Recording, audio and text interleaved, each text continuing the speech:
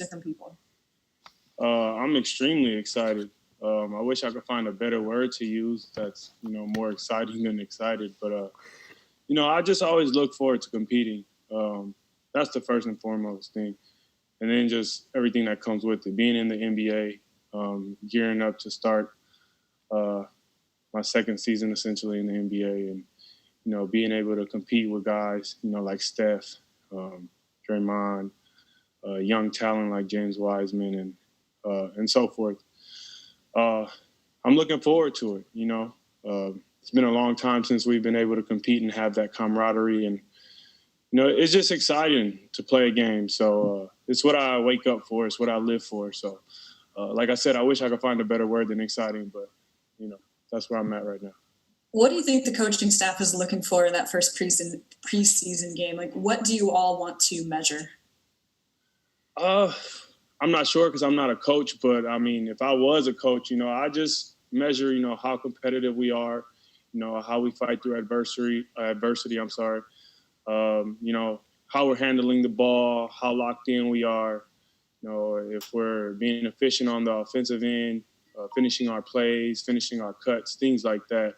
Everything else is going to come together. We're all professional basketball players, so I'm sure they're not overthinking everything, but just the little things that we need to do and we need to complete. We'll get better as time goes on. It's natural for us. Like I said, we're professional basketball players. Everybody here does this on a daily basis, so it's just getting back in motion, getting back in rhythm, and getting that feel for the game.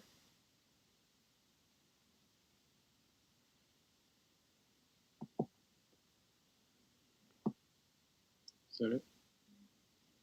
I'll hop in. Hey, this is Kylen with Cron 4.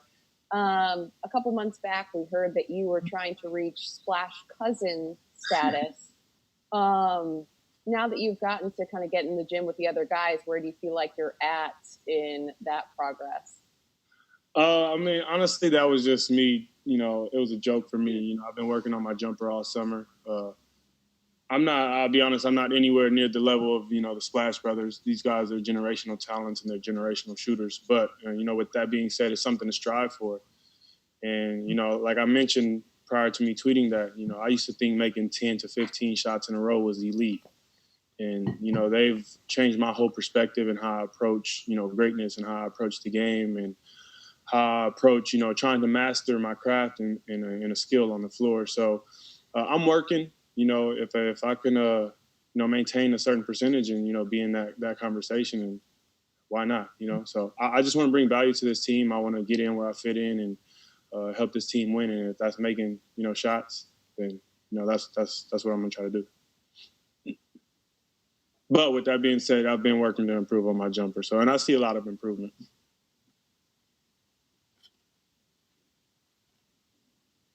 Juan, we just got to talk to Kent Bazemore for a couple minutes, and I'm wondering, he kept talking about wanting to pass on some things to younger guys in his 9th year in the league. Do you feel any of that in early parts of camp? For sure. I mean, just getting that validation and that acceptance from guys who have been in this league, who maintain in this league, and, built a career in this league, like they have the utmost admiration and respect for me. This is something I've dreamed of my whole life, is making the NBA. So when I see guys who have longevity in this league, who have, a guy like Steph who's came in and just taken over and changed the game, like, I'm all ears when I'm listening to when those guys are talking. So, they're always dropping gems, giving advice and so forth. Yeah, for sure. They're great leaders, man. That's one thing that this is my only team, the only team I've been on in the NBA. But one thing I can say about this organization is that, from the top to the bottom, everybody is a leader in, some form of fashion.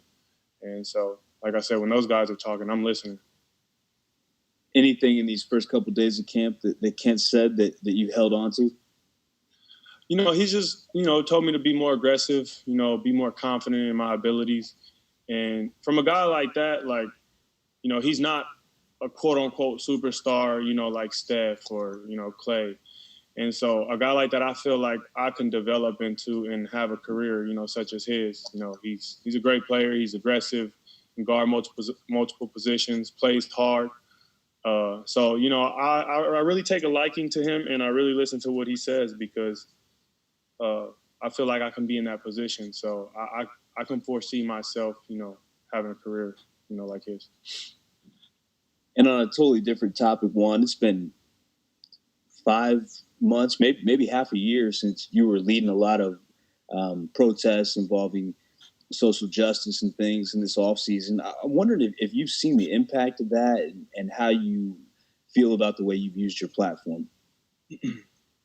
Yeah, I've seen an impact in my community and the people who reach out to me. And that's the thing, man. What people have to understand is not one person can do it alone. Not myself, not Steph Curry, you know, not Sean King. You know, we all have to come together and be a team and be a force in this. So the whole purpose of me doing that was to, you know, get people to come together, show people that they also have a voice. I didn't foresee that many people coming out, but now that I know I have that impact, I just want to share that that idea with, you know, the younger generation and younger kids. You know, you have a voice and people will listen. And so that's the impact I see, you know, people being appreciative of what I did. And I just tell them, you know, I need your help, you know, because I have to focus on basketball some days. I can't focus on social injustice and things like that every day. So it's just it's a team effort, and everybody has to come together and do their part. Right on. Thanks, Juan. Thank you.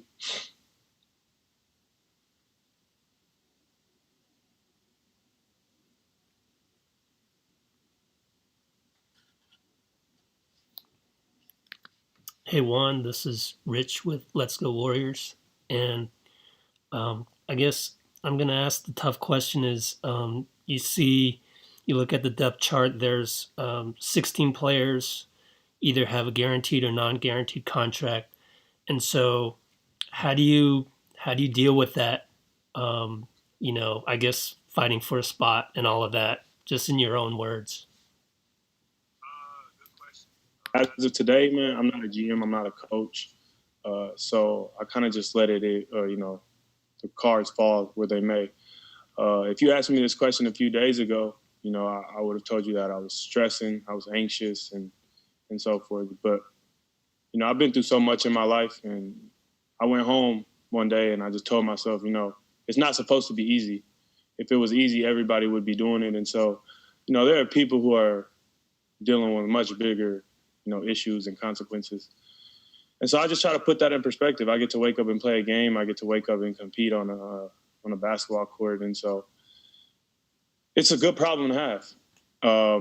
But like I said, man, I'm not a GM. I'm not a coach. I can't, you know, handle that. I'm just here to play basketball, and I'm here to enjoy my life and enjoy every opportunity that God grants me to be a part of this organization. Because the reality of it is that, you know, my career could end tomorrow. I could have a career-ending injury. I could get waived tomorrow, and no NBA team picks me up. So I don't want to think of what could happen. I just want to enjoy where I am today. And like I said, everything else will take care of itself. And if it's not with the Warriors, if it's not in the NBA, hey, I reached my childhood dream. I've accomplished my childhood dream. So I don't put too much stock into that right now, man. It's out of my control. So.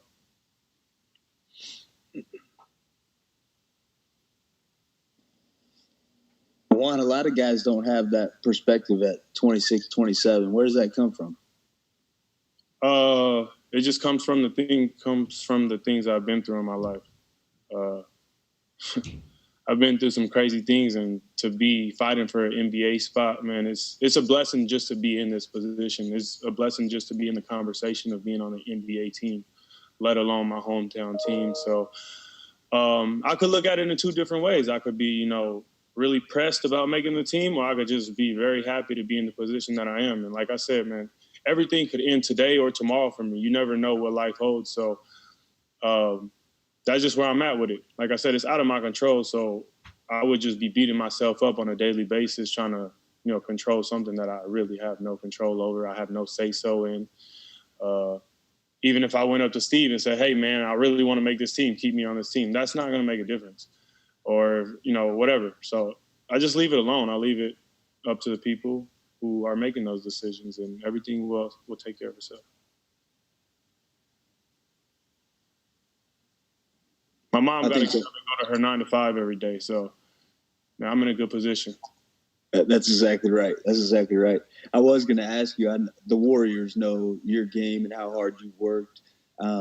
What are you trying to put on tape for both the Warriors and for other teams this preseason? What do you want teams to know about you?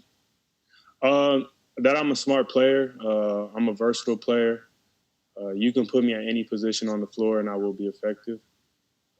I may not score 100 points for you. I may not have 20 assists, but, I'm going to be coming to the game and be effective. I'm going to disrupt the opposing team's offense. I'll guard the opposing team's best player, and I'll be a great teammate.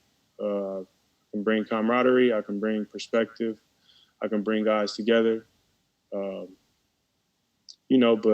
I don't want to talk about myself. I'll let other people talk about me. I'll let other GMs be the judge of that. I'll let Bob Myers be the judge of that. I'm just here to enjoy, what God's granted me and what I've worked so hard to achieve and get to this point. So, I was playing in Mexico 2 years ago. I was, playing in Venezuela, playing in Argentina. I hated playing in Venezuela. I hated playing in Argentina. No disrespect to those leagues, but it just wasn't where I wanted to be. So I'm just extremely happy and excited to be in this position, man. I get to wear a Warriors jersey, and I will look in my locker every day and just – it's a blessing to be here, man. Like I said, everything I've been through in my life, I get to represent my hometown team. I don't take that lightly. Much appreciated.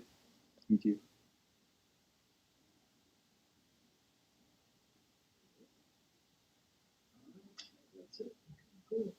Cool. Appreciate y'all. Appreciate that. Thank you. Y'all have a good one. Thank you.